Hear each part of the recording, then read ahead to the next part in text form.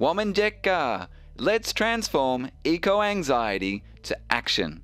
Series 3 of the Two Bays podcast is a collaboration between Regeneration Projects, UN Youth Australia and RMIT University. We acknowledge the two Great Bays, Port Phillip and Western Port, which are known to Melbourne's First Peoples as Nerm and Warmarin or Murrumbik. So we show deep respect to First Nations elders across Australia, past and present, who for over 60,000 years have cared for country with rich ecological knowledge. Their leadership reminds us of our own responsibility as a B Corp and actor in the UN Decade on Ecosystem Restoration.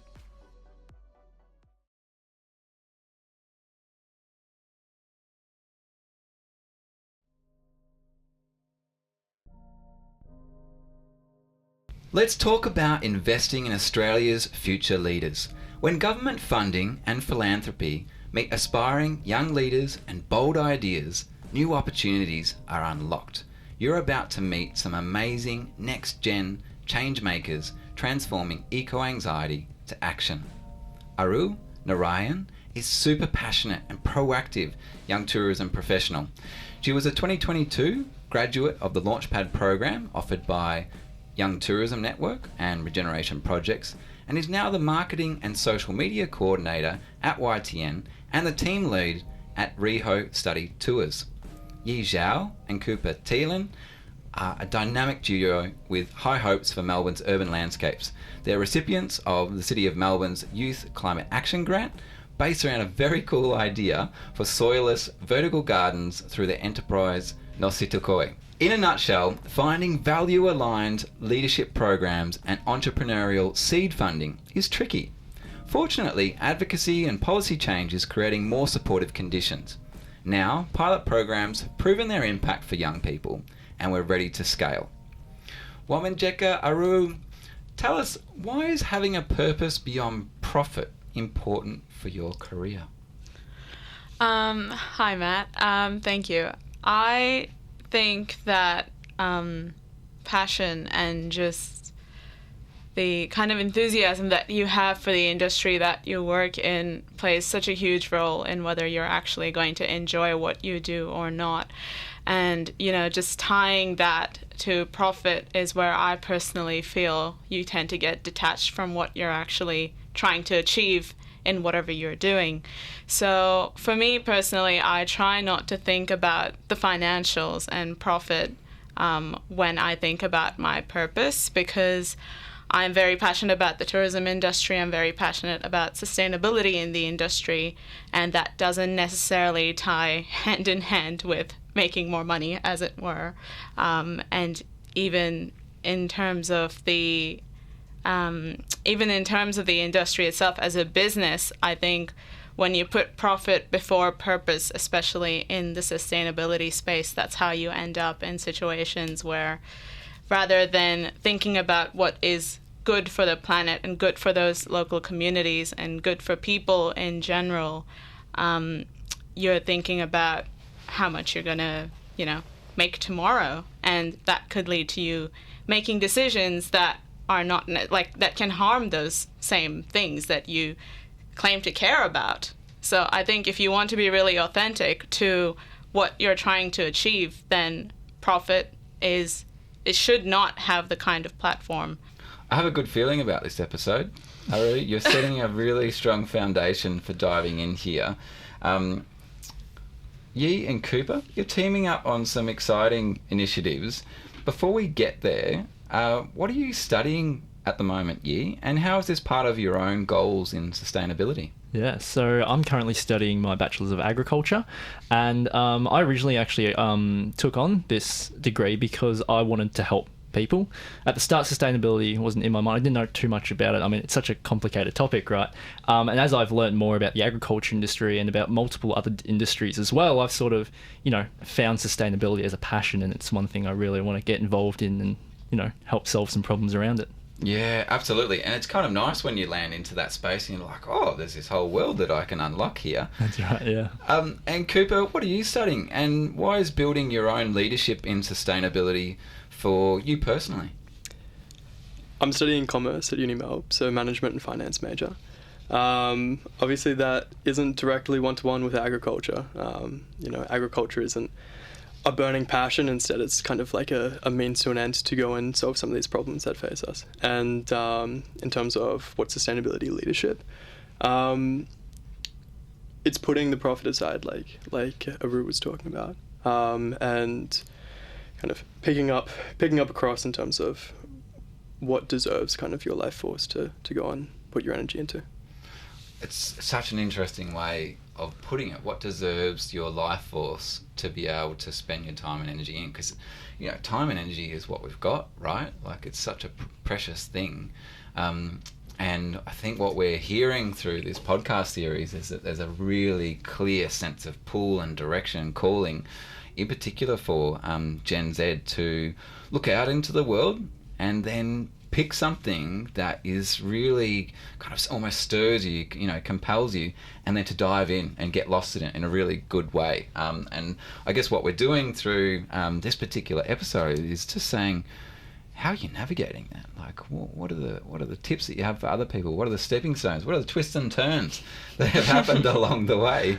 Aru, in episode 2, we heard Maureen talking about the Young Tourism Network, Young Voices in Tourism report of 2021, and also the Workplaces report of 2022, and the Launchpad program that you were involved in actually emerged out of this research and policy advocacy. And I guess what was interesting about that tipping point was where we started to unlock, Regeneration Projects was part of this collaboration, we started to unlock funding and support from the Victorian Government's Department of Jobs, Skills, Industry and Regions.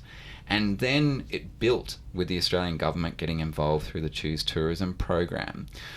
I'm really curious for you, as a young professional, what did having an opportunity like the Launchpad mean for you where you were at in your career at that particular point? Yeah, I think for me it was quite possibly one of the most incredible things that could have happened to me, because not only was I kind of navigating this whole space of, graduating and then trying to figure out what to do with my life next, I was also someone that basically uprooted my life in India and moved overseas. So it was just starting everything from the very beginning for me. And that's why the Launchpad program and all the people that spoke at the Launchpad program, all the other, the fellow participants in the program, it was such a good way to create like such a strong network of people within your industry. And I think that's very difficult to achieve until, you have opportunities like this and you really put yourself out there, because you try really hard to find, people that are doing the same things as you, are passionate about the same things as you are. And so for me personally, Launchpad was basically a kickstart to my career, because I finally had an idea of what I wanted to do, where I wanted to go, and how to get there, really.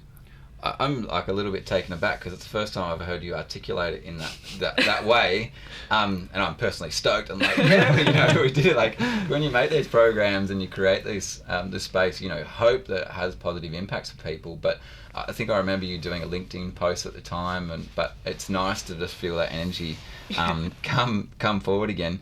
From your perspective, I know we were involved in writing the descriptions and designing the thing, but from your perspective, how would you describe it to someone else? What was it? How was it different from other, professional development experiences that perhaps out there in the world?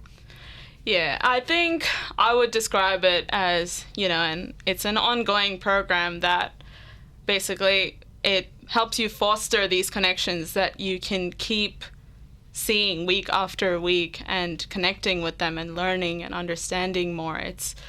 To me, it's a great way to learn about what's actually going on in your industry. What is the general, what are the people that you affiliate with? What are they feeling about the industry and the world in general? So I would describe it as, a really good opportunity to actually see what's going on in the industry, and not just that, but also create an opportunity for yourself within that industry.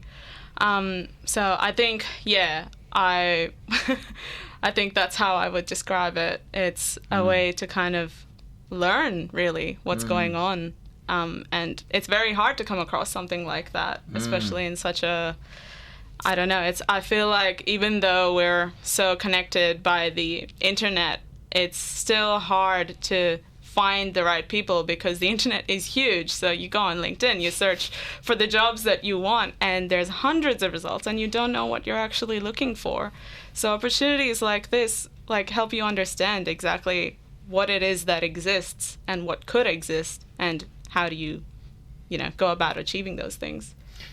Yeah, I mean, it is tricky and overwhelming, access to information, but finding your own path and navigating it. Yeah. I also hear in what you're sharing is that there's a sense of belonging and value alignment and identity piece in this.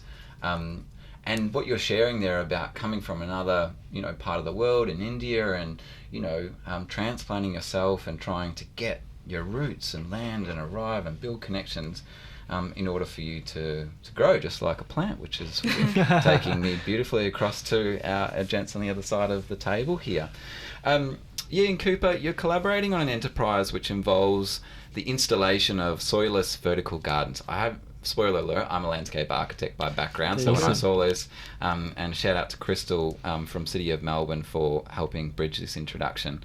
So I got a little bit excited. Hell yeah. Awesome. Then you started, this is connected to community building dinners that include, some of the produce from the gardens that you're making. So absolutely love this concept. And what's really cool is that you're being supported through this Youth Climate Action Grant that the City of Melbourne has developed. And there's a whole backstory behind that. But Cooper, can you tell us a bit about how the grant works and how it's helping you both to make this idea a reality? Yeah, absolutely. So it was open to anyone within the City of Melbourne to go put in an application. The City of Melbourne got a sum from, I believe, Bloomberg Foundation, and it was able to distribute that however it saw fit. So we put our application in. We kind of saw this as a great opportunity for it to bridge what we've been working on kind of on the technical side, and bridge that with the community building side, which we've also done a lot of work in outside of that with like uni clubs and stuff that we run. So that's where it kind of bridges the sustainable agriculture, the soilless urban agriculture, with the community building around that.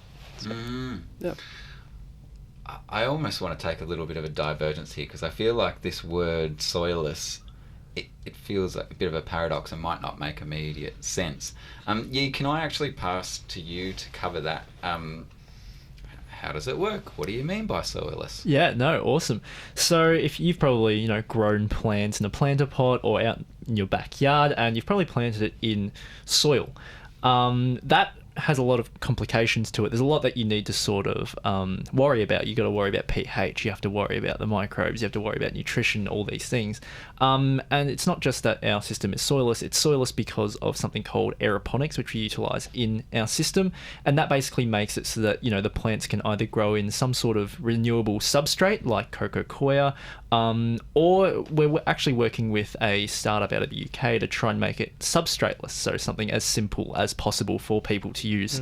So that's what we mean by sort of soilless. There's not too many considerations that you need to make when it comes to the science part of it, I guess. Yeah. So the nutrition will usually come from the soil, and in an aeroponic system it comes from the water. So you dissolve the nutrition in the water, it recycles it until it's in the plant. Okay, wow. And I'm like imagining like plants coming out of the ground or planters and then taking across walls and roofs across Melbourne and houses, office buildings. Am I on the right track? Kind of, yeah. I mean, we've sort of been working with industrial designers out of both RMIT and Swinburne, actually, on designing a sort of system that works really well with users. So we've sort of, gone out and trying to make it as beautiful, as simple to use, as, compact as possible for the urban environment.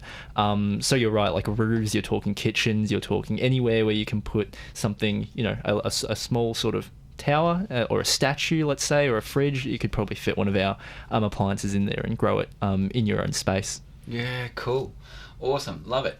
Yeah, if we can just elaborate a little bit more, you're also finding extra support through another initiative that University of Melbourne offers called the Wattle Fellowship. That's absolutely right, yeah. How does that work? Yeah, so I'll introduce a little bit about the Wattle Fellowship. So the Wattle Fellowship is a sustainability program designed around fostering leadership in sustainability. It brings about, I think this year, 29 different people from different faculties across the University of Melbourne together into one program to sort of, help them with their journey in sustainability. These are people that are really accomplished in their fields already and are really passionate about, making change that is real and doesn't include greenwashing. I think, avoiding greenwashing is one of the biggest things that, one of the program focuses on. But no, it's an absolutely fantastic program. It's actually sort of renowned in the university now. You can tell anyone that, about the Wattle Fellowship, they're like, oh yeah, I've heard of it. Like, this person told me about it. Like, it's fantastic. And I think that comes from a drive of, a lot of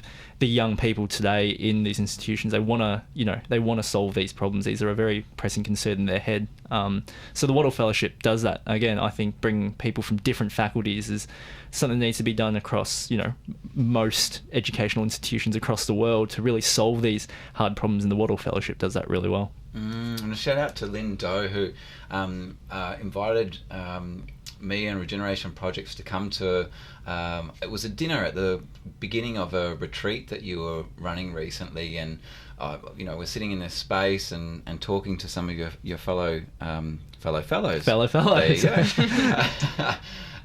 And there was a range of other guests from industry and different things that you were speaking to, just so that we can get a little bit of an insight.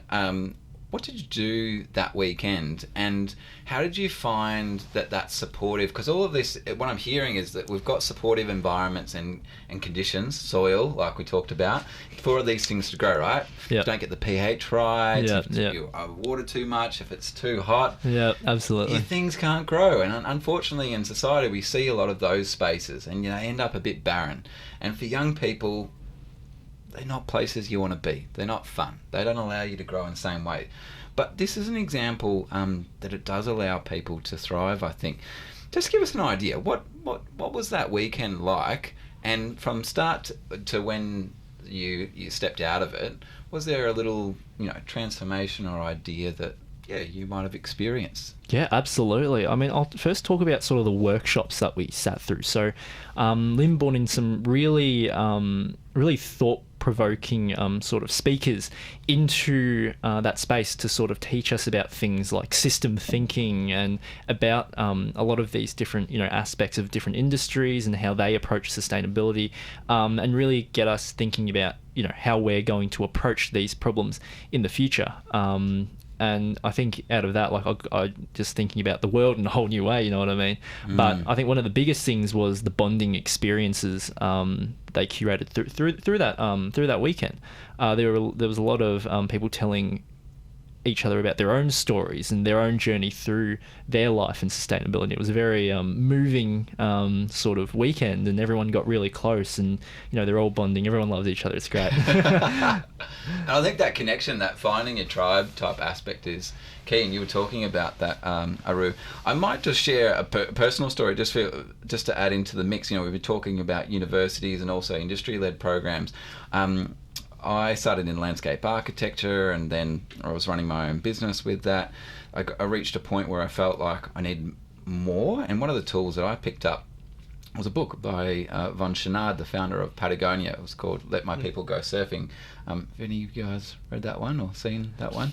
You guys have got to get a copy. You got to send me a link. I'll definitely read it now. Yeah, for sure. So, I mean, this, I was reading it at a time where I was looking for a next step, and it became an excellent introduction to business and commerce in a way that I had thought maybe naively as I'm growing up in Gippsland, rural area, got this really strong connection to land.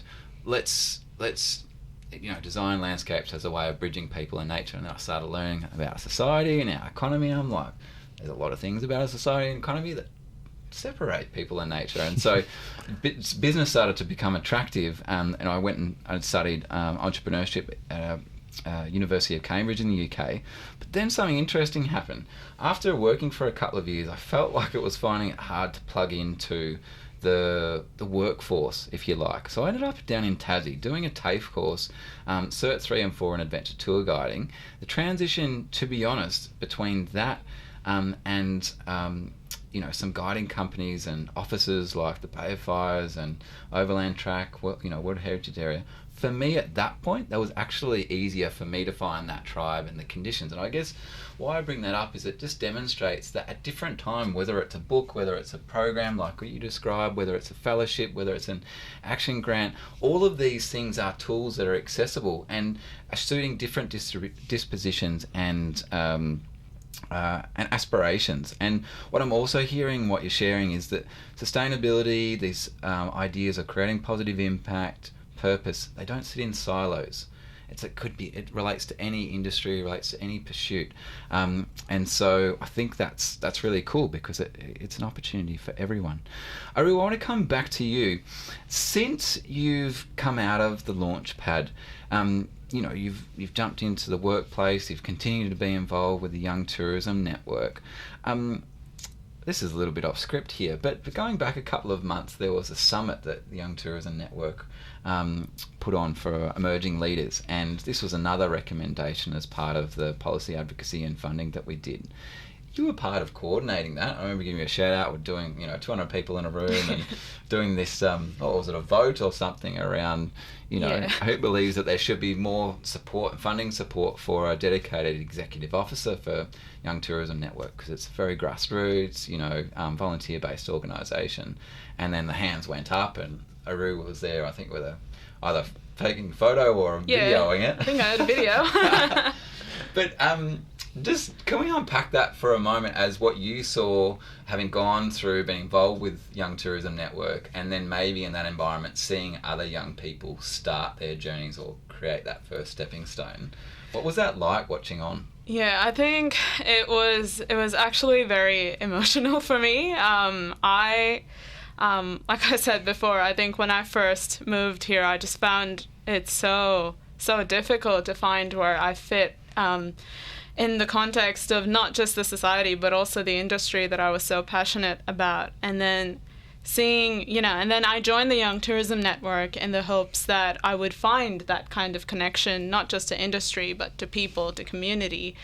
And seeing, being part of that organization eventually, and then actually delivering an event like the summit was a very gratifying experience, and seeing all the people that showed up, how passionate they were about everything, the topics that we discussed. We touched on topics of leadership, of sustainability, of, starting your own business, all kinds of things that, I feel were so tailored to that industry as well, that they weren't, just generic advice. It was actually, this is who I am, this is what I've done. You can do that too.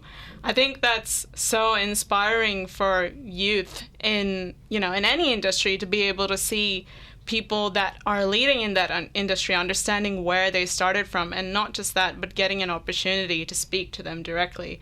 And I think what made the summit so special also was that because it wasn't, a huge, it wasn't like a huge daunting conference. It didn't feel like, oh, I'm too intimidated to go and talk to these people. It genuinely just felt like everyone was, as cliche as it sounds like it was like a family, So you could go and speak to the people that were talking on stage. You could go and network with them, not just a surface level of networking, but actually understanding them. And I think being a part of YTN and actually delivering an event like that, it made all of that entire year of hard work, like it paid off massively. So if when I spoke to some of the students that had actually come, and this was probably like their first time going to a tourism conference, they were all just so shocked and so amazed by the kind of opportunity that was in the industry that they had no idea about.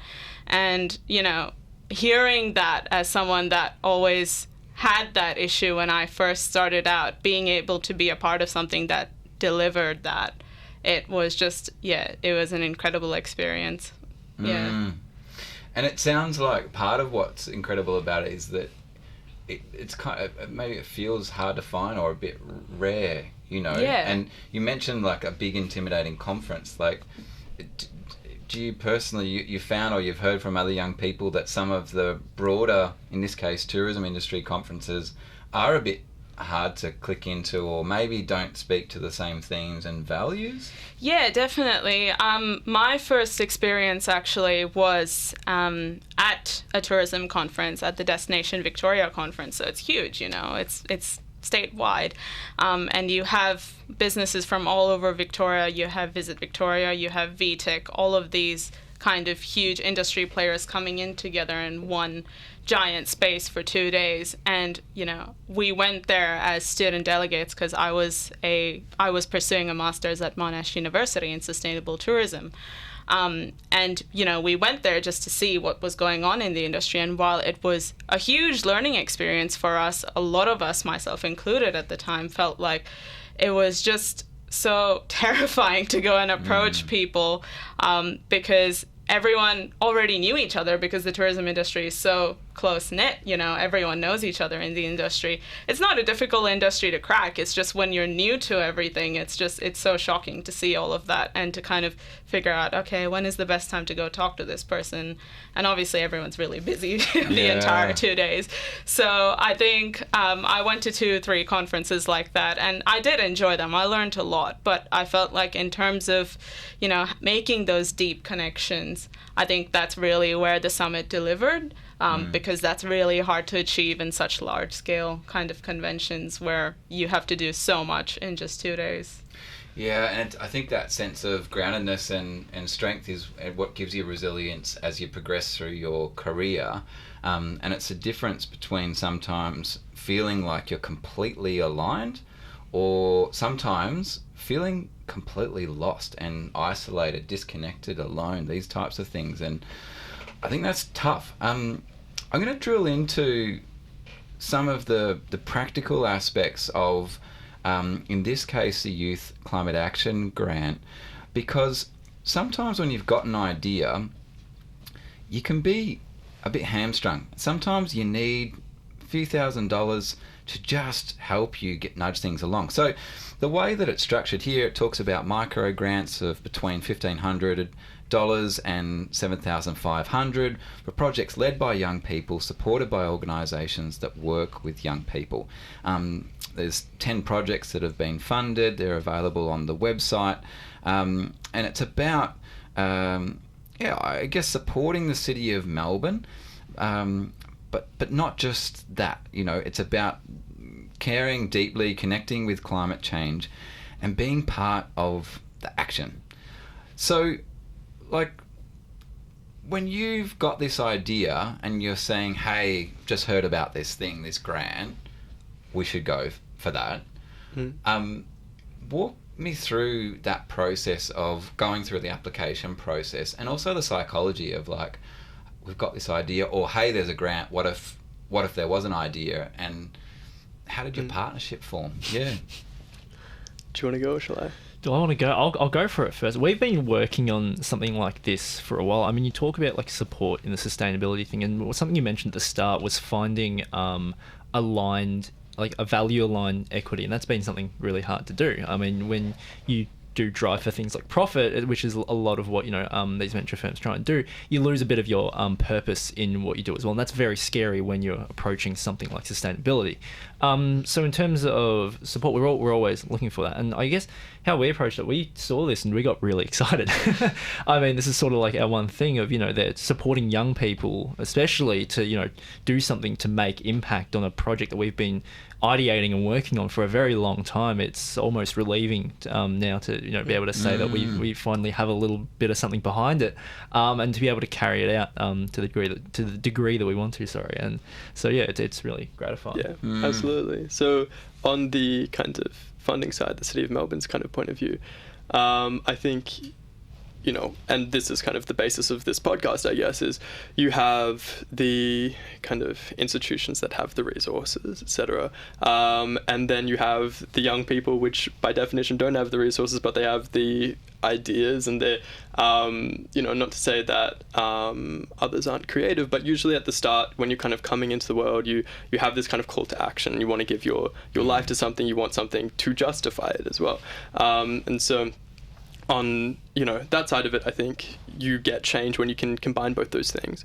And then on the other side of it, in terms of like, you know, our point of view and people that are listening that are wanting to try to, you know, go and do something, it's like, you know, you kind of go and build, and eventually you're at a point where you've produced enough value that you're at a place where you can receive an opportunity like this. You know, it took us 19, 20 months before, you know, this, and before that. Did you know about the grant in the beginning? No, so this came along sort of as we were trying to ideate like this, because again we were working with industrial designers beforehand, trying to make something that people will want to use. You know, so there's this cycle of iteration building up to this, and then this drops in partway through the process. Absolutely. You know, and if we weren't at a place where we could go and produce a meaningful project, if we hadn't done that work and we just saw an opportunity and tried to gun for it, we probably wouldn't have been at a place where we could receive this opportunity. So,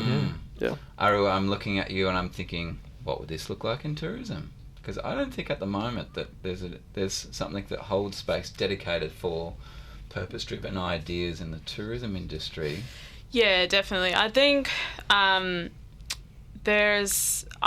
haven't seen a lot of opportunity for it just yet. I think we're definitely trying to push for it, you know, as a collective in general, but I don't think we've seen a lot materialize, which is where I guess organizations like YTN and Regeneration projects come in, because, you know, if something doesn't exist, you create it. So I think there's definitely opportunity, but I think, you know, for it to take off, I think we need passion not just from one or two people, but it needs to be from a lot of different people from different backgrounds who feel the same kind of emotions about, you know, that purpose. And I think that definitely exists. I think having just, you know, that kind of passion materializing into something like, you know, a leadership program or like funding towards sustainability in tourism and ideation. I think while that may not have materialized so far, I feel pretty positive about it. I think especially, you know, seeing the kind of ambition that people have, like seeing that on display at the summit, it gives me a lot of hope that it is something that we can see in our future. And all of us, like, we're kind of working towards that. So I think, you know, bit by bit, each of us are trying to get there. But yeah. Yeah, and I love that hopefulness, because I think that sentiment is so critical to be able to move forward, because there is, when we find these spaces, I think our outlook can be more positive, but when we don't know about them, or if we find them hard to get into, then I think it becomes tricky, and that's where that eco-anxiety can really take more space than it deserves. You mentioned, Cooper, around those organisations that have the resources, and Bloomberg Philanthropies, which is a US-based organisation, have this partnership initiative that is linked to municipalities, you know, around the world. And I think that's an example of something coming out of the US, which has a stronger philanthropy culture in general. You know, when it comes to philanthropy and the environment versus social initiatives, there's a massive difference. It's like less than 10%, maybe less than even 5% of what's invested from philanthropy goes into environmental focus. So there's some gaps, and I would say some deeper resourcing that we need to address. And perhaps in Australia, we need to do a little bit of navel gazing about how we're going to approach that. But if we look at the potential, I mean, at the YTN Emerging Leaders Summit, you had 200 young people there. I mean, there's probably 200 amazing ideas. You know, we think about the climate strikes back in 2019, there was 100,000 people. You know, at least 50% of them were, you know, younger people. There's another 50,000 ideas. I mean, we're talking about jobs, careers, pathways, opportunities, economic, you know, development. So I think the future is bright. But guys, while we've got a moment to really hone in here, if there's someone sitting, you know, with a phone in their hand, or, you know, sitting in a library at uni, or, you know, on the couch at home, going for you know, a walk along the Burrungyar River here, and thinking about what next, I'm not really sure. What's your tip? How do you saying to them, don't worry, this is a way that you can get started. This is a way you can find your tribe, find that sense of belonging, bring that idea to life, because there is a movement that you can be part of. Yi, coming to you first. Yeah, I mean, if you're at University of Melbourne, obviously I'll say, have a look at the Waddle Fellowship. Like, it's a fantastic program to be a part of, or even come down and look at some of the stuff that we're doing. But I think there's a lot of people, especially young people, like I said, that are very invested in helping with climate issues. There's a lot around it. You just got to sort of go out to these events and find them and chat to them and see what they think. There's a lot of great ideas out there as well. And really just get connected and, start building on what they know, what you know, what everyone knows. Like I said, these are very complex issues, and it takes a lot of people to sort of solve them. But Cooper and I found each other, from different ends of the earth, agriculture and commerce. And that was just from, a chance meetup at a society, like a student society event. And we started talking about sustainability and impact, and that's how we came together. So there's a lot more people out there that are impact driven than you realize. Awesome. Cooper? Absolutely. I think a lot of people have this kind of call to action of something that gives them anxiety, and that is a call to action, whether you answer it or not, of going all into something that is deeper rooted than whatever aim that you're already going towards, right? Whatever that might be. And so by giving yourself to that, what I've found is that everything that is needed, whether it's resources or people or whatever, is given unto you, because you become this kind of point of pulling things in, attraction, like attracts like. So if you have that, figure out what you actually want for your life, and people have different motivations. And if you want something that is deeper and you think that's the thing, then you can go all into that. If you don't have, that why yet, there are people that, you can find those possessed, obsessive people wherever you look, or you can send Yi and I a message on Instagram at coops.loops.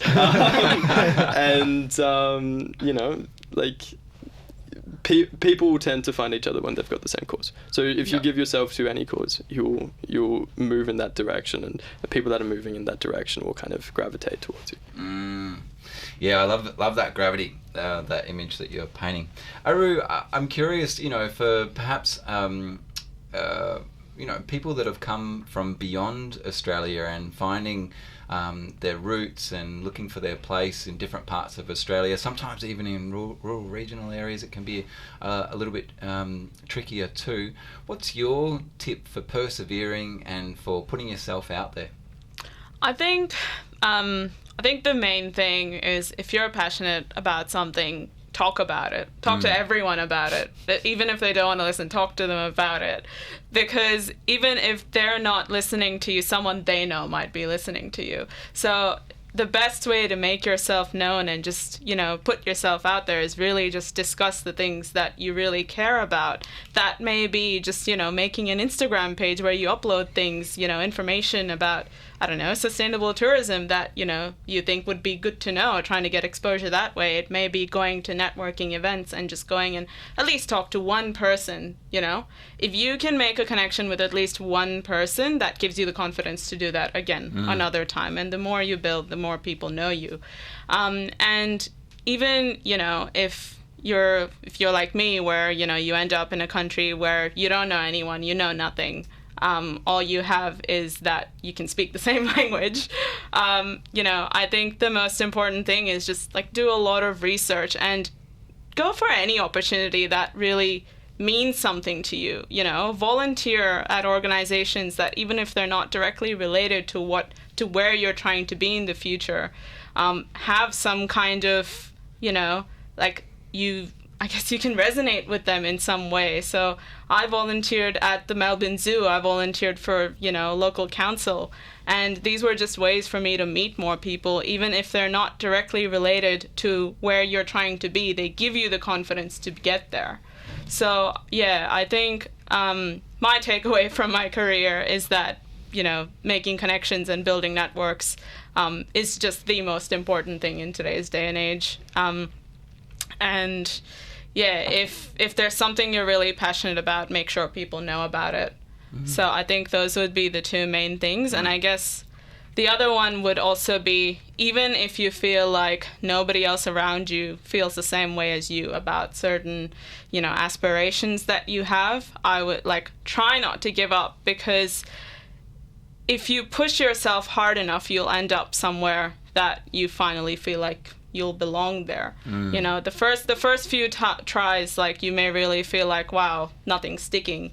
But then that fifth try may be the one. So yeah, I think just keep at it. Don't lose your passion. Don't lose your faith for what you really care about. Because at the end of the day, it is purpose beyond profit. It is purpose beyond, what's the most convenient thing you can find. And it's not going to be convenient all the time. But if you just push yourself and really, just push yourself to be where you want to be, you'll get there. Well, so I guess the message coming out of this is, really just have a go, believe in yourself. And I think what we're hearing in each of these stories here is that there's a place for you to belong. If you're feeling like you haven't quite clicked in yet and you're like, oh, does it exist? Or should I just tolerate this? Or, should I just remain unsatisfied and not finding that alignment with my values, not finding my purpose? Keep going, because it could be just around the corner. It could be that next stepping stone. And you've heard 3 inspiring examples in this, and there's many more. And I think that's the important thing, that this is very much a choose your own adventure. There's lots of DIY tools out there. Regeneration Projects is excited to be developing a new app that's going to be working in this space too. But there's lots of things out there, and I think that abundance is really promising. So yeah, don't hold back, folks. Yi, Cooper, Aru, this has been an absolute pleasure. Thank you for being who you are and inspiring also others that represent this next gen of leadership in Australia coming through, and also connecting to different parts of the world, which is something that I think in time it'd be really nice to be able to go back to Bloomberg Philanthropies and say, hey guys, we're going to export some ideas back out of Australia, because you've helped some things get going, and hopefully brought some other funders and policymakers to come to the party and make more of this possible. So this is definitely going to require everyone to chip in. Nungujin, thanks folks. Thanks, Matt. Thank you. Thank you very much. This 2-Bay series, Transforming Eco-Anxiety to Action, is part of Regeneration Project's ongoing work in building young Australians' ecological literacy, leadership and entrepreneurship skills. If you're an educator, employer, decision maker or a young person passionate about positive change, go to our new website, 2bays.earth, to discover our new app, educational workshops and capacity building programs. Folks, that's a wrap. Thanks to our series partners, UN Youth Australia and RMIT University, special guests, researching, advocating and innovating solutions, and listeners. Remember, subscribe to 2Bays on your favourite podcast platform and Instagram. My name is Matt, and on behalf of Regeneration Projects, Nungojin. Thank you for tuning in, and see you on the next episode of the 2Bays podcast.